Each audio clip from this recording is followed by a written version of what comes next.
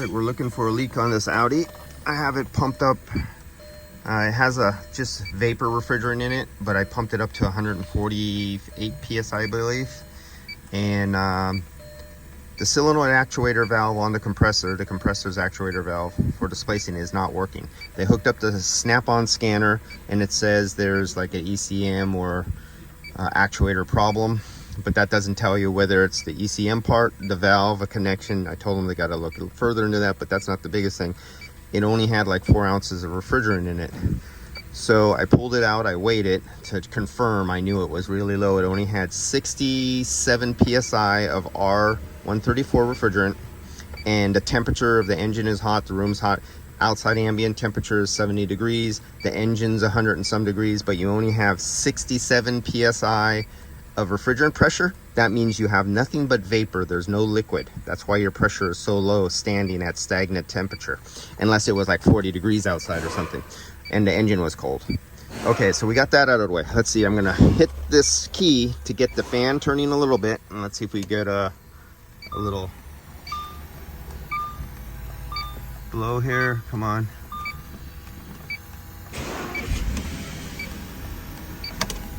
Right there. That's all I want to do. Oh, just a little bit.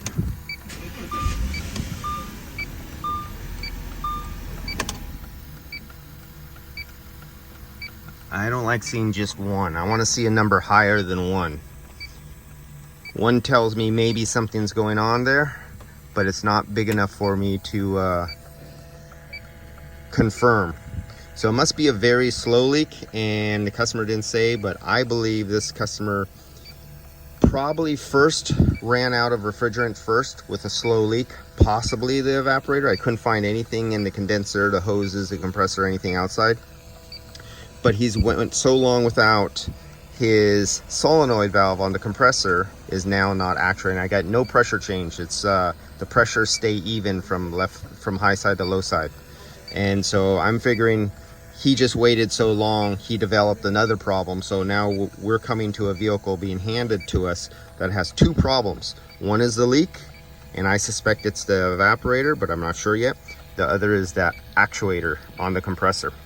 So I'm going to advise them, if they're not going to go after the leak, because the leak's really small right now, is let's get the compressor up and running first by doing the actuator, put some UV dye in it, let the customer drive it. If I can't find the leak after that, let the customer drive it for a week or 2 or more, and then come back and see if I could retest for a leak and if I could find it and pick it up at the evaporator. Or 3, the customer recharges it, uses his AC, it's a slow leak, it works all summer long, and it goes down, and now maybe we could take apart one of the sensors or something up on the case. Maybe we could get our bore scope up inside and see at the in the refrigerant case to see if the evaporator is leaking, or the leak gets so big that your refrigerant leak detector, or this one, can at least pick something up and confirm that's the evaporator. Because the last thing we want to do is say an evaporator is bad because it's such an expensive job and have it not be the evaporator. So I rather wait the extra time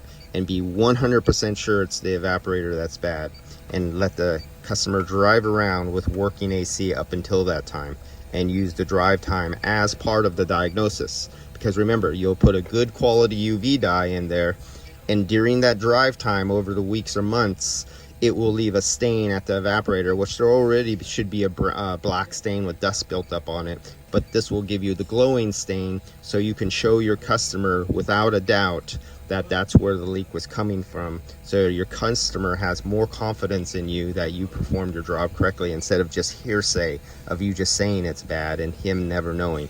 I prefer visual evidence, and always confirm with your customer to make them very sure of you, and you very sure of your own work, that you're giving the best quality work without doing false diagnosing. All right, guys, I'll see you later.